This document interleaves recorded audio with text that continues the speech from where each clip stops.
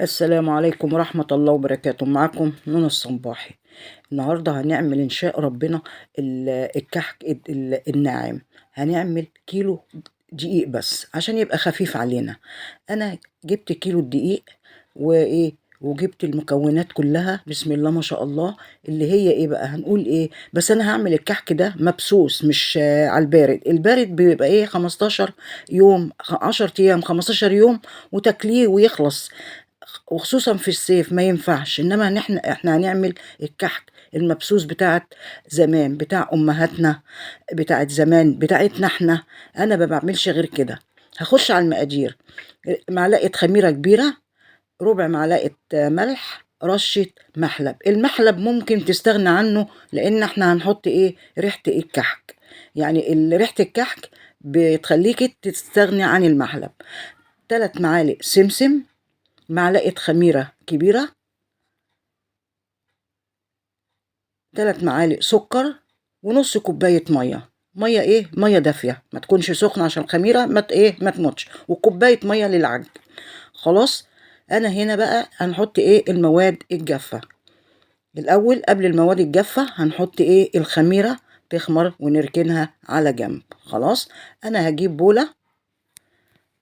بولة حلوة كده، ونحط فيها ايه البولة بقى. البولة هنحط فيها المية والخميرة وايه والسكر، وهنقلبهم تقليبة حلوة كده لغاية السكر ما يدوب مع الخميرة، ونركنها على جنب عشان الخميرة ايه تتفاعل. طبعا المية دافية مش سخنة عشان ما تموتش ايه الخميرة. خلاص. نقلبها تقليبة حلوة كده ونركنها على جنب. بنغطيها بقى، ايوه كده، نغطيها بطبق كده ونركنها على جنب. هنيجي للمواد الجافة اللي هي الدقيق. هنحط السمسم، وهنحط ريحة الكحك، وهنحط ايه تاني الملح وايه والمحلب. يبقى حطينا المواد الجافة: الدقيق والسمسم وريحة الكحك والمحلب ورشة الملح. هنقلبه بقى التقليبة الحلوة دي. نقلب بقى كده تقليبة حلوة. طريقة الكحك المبسوس ده حلوة وجميلة، يقعد عندك فترة طويلة، يعني ممكن يقعد شهرين، يقعد 3، بس ما فيش حد بيقعد عنده الحاجات دي طبعا. احنا كنا زمان بنعمل ايه، بنعمل بال10 كيلو لحد 20 كيلو كمان كحك وكحك بس، غير القرص وغير الغريبة. هي الحاجات دي اللي كانت الناس بتعملها، والبسكوت بس. هنا بقى انا كنت حاطة نص كيلو السمنة، نص كيلو وشوية كده، لان انا طبعا عايزاه ناعم بس مش ناعم قوي. طبعا السمنة شايفين مقدوحة ازاي. كده احنا بنحط السمنة مقدوحة ليه، عشان تساوي الدقيق، ريحة الدقيق تروح خالص. نقعد بقى نقلب كده، طبعا بنقلب بمعلقة ليه، عشان السمنة مولعة، مش معقولة هنحط ايدينا والسمنة سخنة. نقعد نقلب التقليبة الحلوة كده لغاية ايه الدقيق ما يتغلف بالسمنة ويبرد طبعا شوية. عشان ايه، عشان نحط ايدينا، ما ينفعش نقعد نقلب الكحك بتاع العيد بالمعلقة. لازم نقلب شوية كده لغاية ايه السمنة ما تهدى والدقيق كله يتغلف بالسمنة. نقلب التقليبة الحلوة دي لحد ايه ما يتهوى شوية كده عشان نحط ايه ايدينا. وطبعا لما نيجي نعجن مش هنعجن، احنا ما بنعملش عيش عشان نعجن، احنا يا دوبك هنعمله بايدينا كده بس. نقلب بقى كده. طبعا السمنة والسخنة مولعة طبعا، وانا حاطة طبعا في طبق بلاستيك. قلت الحمد لله ما حصلوش حاجة، لان انا طبعا الطبق دي انا بعمل فيه على طول. الحمد لله ربنا سترها، وطبعا السمنة ما أثرتش عليه. هنمسك بقى الدقيق كده ونقعد نبس فيه. بصي، تقعدي تدعكي فيه دعكة كده، تبسي فيه، ده اسمها بس. تبسي فيه كده لغاية الدقيق ما يتغلف بالسمنة والدقيق يختفي خالص. لغاية ايه الدقيق يختفي خالص كده. نقعد نقلب بقى كده. بصي البس تحطي كده ايديك الاتنين مع بعض كده، وتقعدي ايه تدعكي فيهم كده لحد الدقيق ايه ما يتغلب بالسمنة ويبقى زي ما انتي شايفاه كده. بصي الدقيق بقى عامل ازاي، كله اتغلف بالسمنة طبعا. ايوه كده. وريحة السمنة طبعا عشان سمنة بلدي ريحتها تحفة. وطبعا كل واحد بيعمل حسب مقدرته وحسب الميزانية بتاعته. كده بعد ما بسينا الدقيق كده، بصوا، يبقى فاضل ايه الخطوة التانية. هنحط ايه؟ هنحط مية. عايزة تحطي لبن حطي لبن، بس انا بفضل المية طبعا. المية بتخلي الكحك ناعم عن اللبن. هنقعد بصوا مش نعجن، احنا مش بنعجن عجين، لا، احنا بنعجنه كده. ايوه كده، عجن مع بس يعني كده بايدينا. هنحط ايه بقى؟ هنحط المية بالتدريج، مية طبعا دافية. قبل ما نحط المية هنحط ايه؟ الخميرة. طبعا الدقيق برد. انا طبعا عايزة اقول السمنة بردت. السمنة بردت خالص. حطيت ايه؟ الخميرة. طبعا بنحط الخميرة بعد السمنة ما تبرد خالص خالص خالص، وإلا ما كنتش حطيت ايدي طبعا. هنعجن بقى كده الخميرة لغاية الخميرة ايه ما تختفي. هنقعد بص نعمل ازاي. ما نعجنش، احنا مش بنعجن. وندي بوكس بقى للعجينة كده. العيش طبعا بنقعد ندي بوكس كده ونقعد نشيل ونحط في العجينة. انما طبعا الكحك عشان ناعم لازم ايه تاخديه بالسياسة كده. بسم الله ما شاء الله. ايوه اعجني كده وفركي. خدي العجينة وفركيها في ايدك كده زي البس برضك. هي كلها الحكاية بس كده اهو. نعجن بقى كده. احنا لازم نقول نعجن، ما هي كلها عجينة طبعا. كله عجين، بس عجين عن عجين يفرق طبعا. كده احنا عجننا خلاص. هنجيب بقى كوباية المية اللي احنا راكنينها بتاعت العجن. طبعا احنا مش هنحطها كلها، احنا هنحط حبة حبة كده. وروح ايه عجنين. ايوه كده. بص انا بعمل ازاي. بعمل بايديا كده ما بعجنش. بعمل بايديا وما بعجنش. طريقة حلوة، وطريقة زمان الحلوة بتاعتنا بتاع الزمان دي. انا ماشية، انا بحب الحاجة بتاعت الزمن الجميل بتاعنا ده. بسم الله ما شاء الله. طبعا لو بتعجني بقى وتقعدي تلتي وتعجني وتدي بالبوكس وحاجات كده يعني كده بنعذب العجينة معانا. مش كده ولا ايه؟ ايوه كده. كده العجينة قربت ايه تتعجن خالص. هنحط ندعة مية تاني كده. كده متهيألي العجينة مش هتحتاج مية تاني، احنا حطينا شوية اهو. هنقعد بقى نعمل بايدينا كده لغاية العجين ما يشرب ايه المية اللي احنا حطيناها.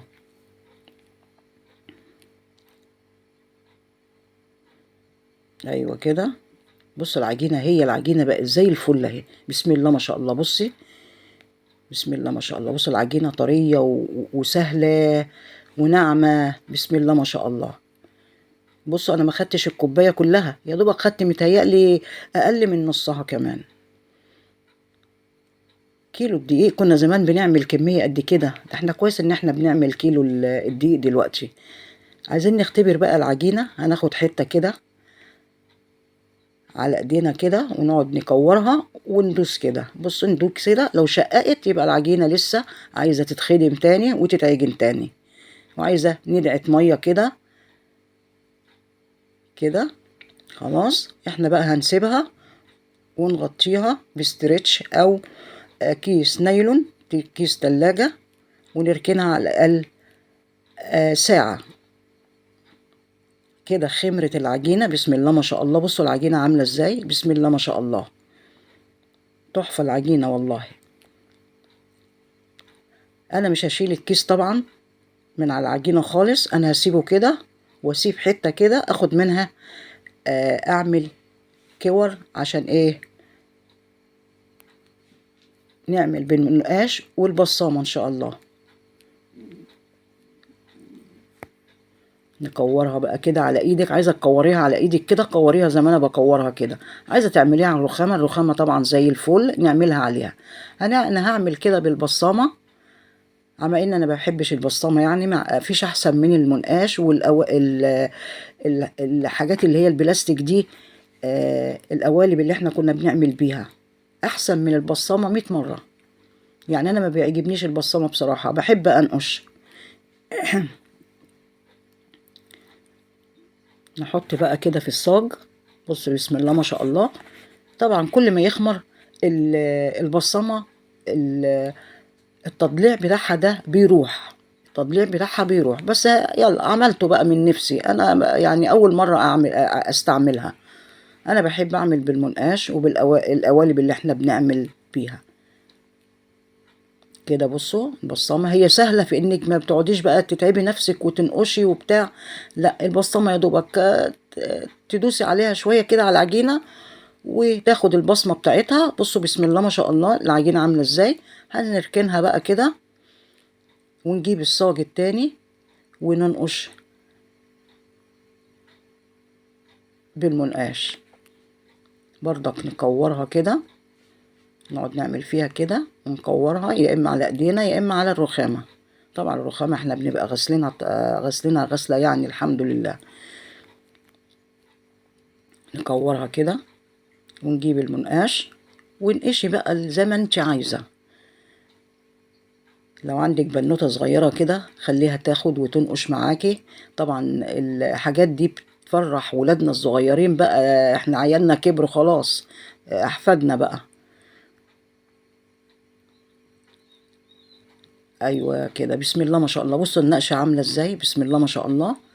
هنحطها بقى كده في الصاج. ايوه كده نجيب الصاج كده وناخد تاني. انا بقى هكور شوية كده عشان ما نطولش على حضراتكم. كده ناخد حتة ونكورها. ايوه كده.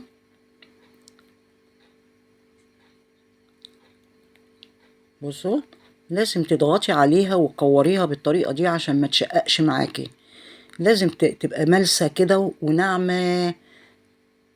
النقشة بقى اللي انت عايزاها، بدعي بقى، فنني، اعملي اللي انت عايزاه.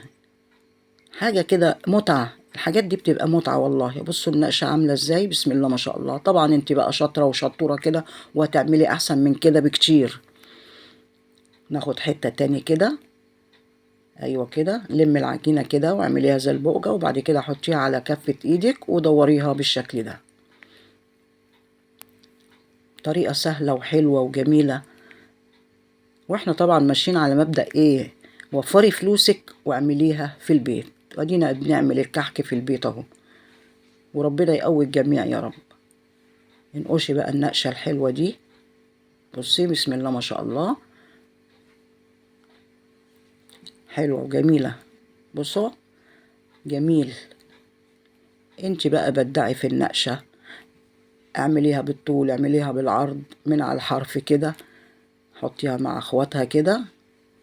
هنا انا عملت هنا الكبير وعملت النقشة صغير، يعني عشان يبقى كبير وعملت ايه صغير كده. بقى احنا ايه عملنا الكحك بسم الله ما شاء الله اهو. عملت كور وحطيته على اساس انقش كده على طول كده، واروح حاطه في الصينية على طول.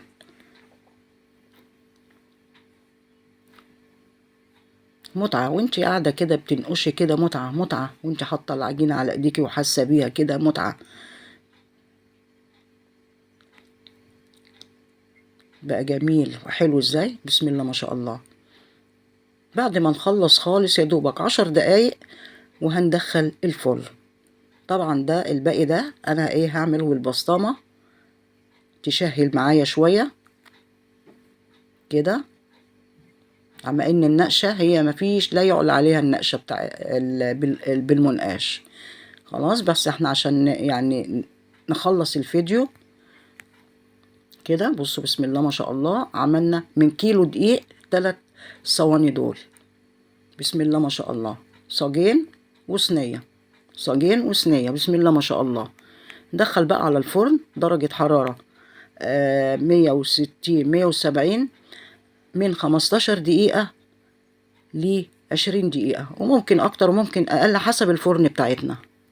بصوا بسم الله ما شاء الله بعد ما خبزناه، بصوا بسم الله ما شاء الله الكحك عامل ازاي، تحفة تحفة تحفة. الله، بصوا الخبيز بتاعه عامل ازاي.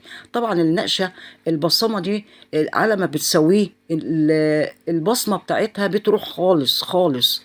انا بحب، بس هو قلت يلا بقى هيتحط عليه سكر ومش هيبان. انما المنقاش، بصوا المنقاش عامل ازاي، بسم الله ما شاء الله، جميل تحفة، حاجة كده من الاخر. طبعا الكحك لو استوى من تحت وفوق لسه فاتح، نروح مولعين الشواية بس تبقى عينينا عليها. بصوا تحفة تحفة والله تحفة، بسم الله ما شاء الله. وكل سنة يا رب والجميع بخير، ويعود علينا الأيام بخير جميعا، ويجي العيد على الجميع يا رب، وكل بيت مستور. بصوا بسم الله ما شاء الله الكحك ناعم ازاي، تحفة والله تحفة، بسم الله ما شاء الله، الله أكبر. عملنا شوية بالسكر، وعملت طبعا سبت التاني عشان يبقى باين النقشة، وتشوفوها وإن شاء الله ايه تعملوه. خلاص والله تحفة، ريحته جميلة جميلة جدا، بسم الله ما شاء الله، الله أكبر. ايه رأيكم، ايه رأيكم في الكحك بقى بتاعي؟ حلو صح؟ جميل، الله اكبر، بسم الله. بصوا خبيز من فوق ومن تحت تحفه، فوق زي تحت تحفه، حتى بالسكر. بصوا السكر شكله، يعني شوفوا شكله عامل ازاي، بسم الله ما شاء الله، الله اكبر. شوفوا شكله عامل ازاي. على فكره الورد اللي محطوط ده انا اللي عاملاه، كان عندي فازه فيها ورد، طبعا الورد اللي هو ليه العيدان بتاعته الطويله دي، وانا اللي عملتها كده. جبت فل كده، كان عندي جايبه خلاط والبتاع بتاعه ده اللي هو الفل.